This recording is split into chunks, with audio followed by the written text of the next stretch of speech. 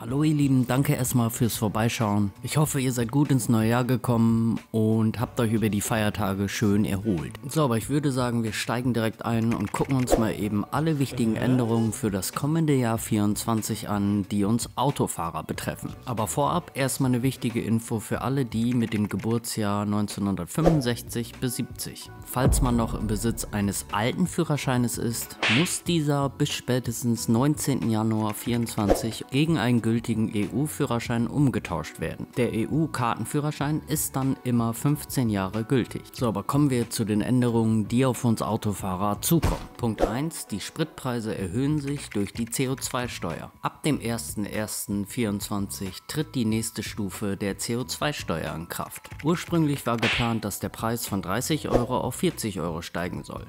Doch Ende Dezember gab es von der Bundesregierung diesbezüglich noch ein kleines Update, dass der Preis nicht wie geplant auf 40 Euro, sondern auf 45 Euro pro ausgestoßener Tonne CO2 ansteigen soll. Heißt dann also im Klartext an der Zapfsäule circa 4 Cent mehr pro Liter, den ihr tanken müsst. Für Pendler ändert sich hier nichts. Ab dem 21. Entfernungskilometer gibt es hier weiterhin 38 Cent pro Kilometer. Punkt 2. Es gibt keine Förderung mehr für E-Autos. Wobei man hier dazu sagen muss, keine Förderung stimmt nicht so ganz. Es gibt zwar eine Förderung, aber auch hier ändert sich 2024 einiges. Die Förderung kommt nur für reine Elektro- oder Brennstoffzellenfahrzeuge in Frage. Der Nettolistenpreis von dem Auto darf 45.000 Euro nicht übersteigen. Der Betrag, der dann hier gefördert wird, liegt bei 3.000 Euro. Allerdings muss man sagen, gibt es die Förderung vom Bund hier nur, wenn auch der Hersteller einen Vorteil gewährt,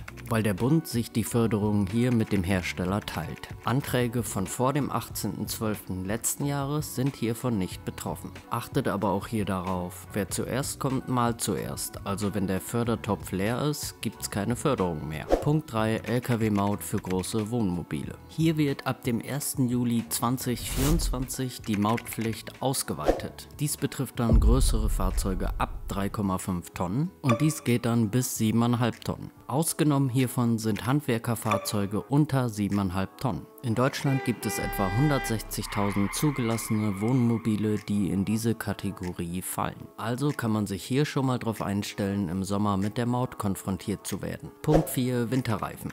Alpin-Symbol wird Pflicht. Dies bedeutet, ab dem 1. Oktober 2024 ist das sogenannte Alpin-Symbol Berg mit Schneeflocke nur noch gültig. Heißt also, die M+S-Bezeichnung Matsch und Schnee ist hier nicht mehr gültig. Dies gilt übrigens auch, wenn Ganzjahres- bzw. Allwetterreifen gefahren werden. Hier nochmal ganz kurz, das Alpin-Zeichen ist nur noch zulässig und das M+S ist nicht mehr zulässig. 5. Event Data Recorder, die Blackbox im Auto kommt. Mit höchster Wahrscheinlichkeit habt ihr den Begriff Blackbox, genauso wie ich, nur in Verbindung mit Flugzeugen schon mal gehört. Wenn überhaupt. Und genau diese Blackbox bekommen wir jetzt alle in unser Auto. Ob ihr es wollt oder nicht.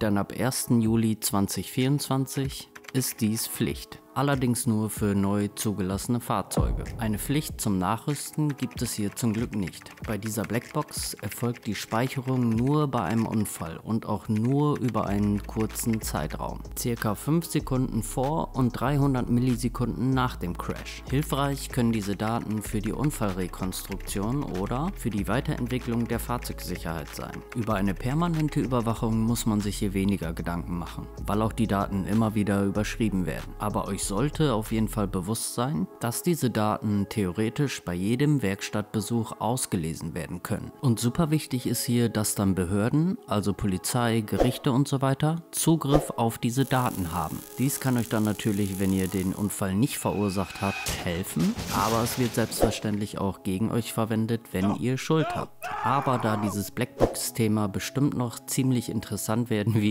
wird es da im kommenden Jahr bestimmt mehr Videos drüber geben. Wenn ihr die nicht verpassen wollt, abonniert den Kanal, drückt die Glocke, dann kriegt ihr eine Benachrichtigung, sobald das Video online ist. Punkt 6. Fahrassistenzsysteme werden Pflicht. Endlich mal eine positive Änderung, weil dies trägt natürlich zur allgemeinen Sicherheit bei. Ab dem 1. Juli 2024 werden folgende Assistenzsysteme Pflicht: Notbremsassistent und Notbremslicht, Spurhalteassistent, intelligenter Geschwindigkeitsassistent, Aufmerksamkeitsassistent, Rückfahrassistent und der Abbiegerassistent. Unfalldatenspeicher, also Blackbox, und ein erweiterter Kopfaufprallschutz. Dies gilt dann auch wieder nur für neu zugelassene Fahrzeuge, also müssen auch hier keine älteren Autos nachgerüstet werden. Bedenkt auch hier, dass das höchstwahrscheinlich im Jahr 2024 die Neupreise für Autos in die Höhe treiben wird, weil die Autohersteller lassen sich die Fahrassistenzsysteme natürlich fürstlich bezahlen. 7. Handyblitzer und Scancars bald in Deutschland. Was zum Teufel sind erstmal Handyblitzer? Dies sind sogenannte Monocam-Systeme, die ganz simpel erkennen, ob jemand ein Mobiltelefon in der Hand hat. Hierzu gab es im letzten Jahr schon ein Pilotprojekt in Rheinland-Pfalz, um Handyverstöße besser kontrollieren zu können. Erste Gerichte haben hier auch schon Bußgelder geahndet. Und wenn jetzt die letzten Rechtsgrundlagen geklärt sind, ist es nicht ausgeschlossen, dass diese Methode in ganz Deutschland ausgerollt wird. Und dies auch schon im kommenden Jahr. In den Niederlanden werden übrigens schon vergleichbare Systeme eingesetzt. Und nur zur Info, Handy am Steuer kostet euch 100 € und 1 Punkt in Flensburg. Fahranfänger in der Probezeit aufgepasst, weil 1 Punkt bedeutet Nachschulung. So, kommen wir zu den Scancars und deren Aufgaben. Ein Scancar ist quasi ein ganz normales Auto, vollgepackt mit Kameras und Elektronik, welches dann durch die Straßen fährt und im Prinzip die Aufgaben einer Politesse übernehmen soll. Also muss man sagen, mit diesen Scancars werden lediglich Parkverstöße geahndet. Aber hierfür gibt es noch keine rechtliche Grundlage und es müssen auch noch datenschutzrechtliche Sachen geklärt werden. Sollte dies aber der Fall sein, könnte es sein, dass ihr 2024 schon Strafzettel von einem Scancar bekommt. Punkt 8. Bußgelder aus der Schweiz werden vollstreckt. Sollte es vorkommen, dass ihr in der Schweiz geblitzt werdet oder irgendwie einen Strafzettel bekommt, kann es jetzt vorkommen, dass wenn man wieder zu Hause in Deutschland ist, ihr zur Kasse gebeten werdet. Normal ist es bei Strafzetteln im Ausland so, dass ihr nur Post bekommt, wenn es auch ein EU-Land war. Alle anderen Nicht-EU-Länder brauchen quasi ein gesondertes Polizeiabkommen, um vollstrecken zu können. Und dieses besagte Polizeiabkommen hat Deutschland jetzt mit der Schweiz. Also darf die Schweiz jetzt in Deutschland vollstrecken, aber Deutschland darf auch andersherum in der Schweiz vollstrecken. Aber die Schweiz hat natürlich im Gegensatz zu uns horrende Bußgelder, also passt da mega auf. 9. Punkt, Italien deutlich höhere Bußgelder. Falls ihr nach Italien in den Urlaub fahrt oder so, achtet darauf, in Italien werden die Bußgelder deutlich angehoben. Der Grund dafür hier sind krass gestiegene Unfallzahlen. Die Bußgelder werden vor allem bei Tempoverstößen erhöht und gerade bei Verstößen, die mit Ablenkung zu tun haben, also Handynutzung oder Alkohol am Steuer. Und da Italien auch noch in der EU ist, passt hier auf, weil es darf vollstreckt werden. Und der letzte Punkt 10, neue Führerscheinrichtlinie. Hierzu muss man aber direkt sagen, es ist noch gar nichts beschlossen. Es gibt lediglich einen Gesetzesentwurf von der EU.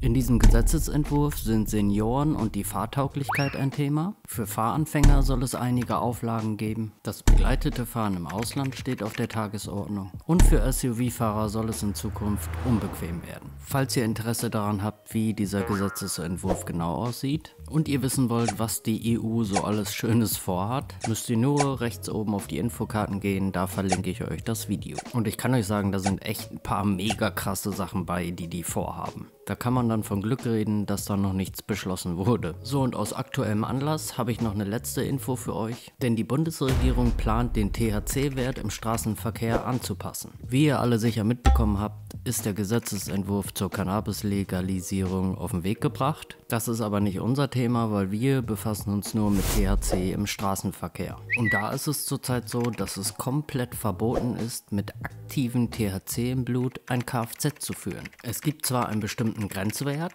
der liegt bei 1 Nanogramm pro Milliliter Blutserum. Aber dieser Wert ist so mega gering, dass ihr quasi nur jemand angucken müsst und dann habt ihr den Wert schon erreicht. Und dieser besagte Grenzwert soll mit der Legalisierung angepasst werden. Also es wird gerade darüber diskutiert, ob dieser Wert noch zeitgemäß ist oder ob man da Änderungen vornehmen muss. Aber glaubt mir das, auch wenn dieser Wert hochgestuft wird, dann wird es so gering sein, dass man zum Glück trotzdem niemals ein Kraftfahrzeug mit aktivem THC im Blut führen darf. Also wird sich meiner Meinung nach nicht wirklich viel im Straßenverkehr diesbezüglich ändern. Es war verboten, ein Kraftfahrzeug unter diesen Umständen zu führen und es wird auch zum Glück immer verboten bleiben.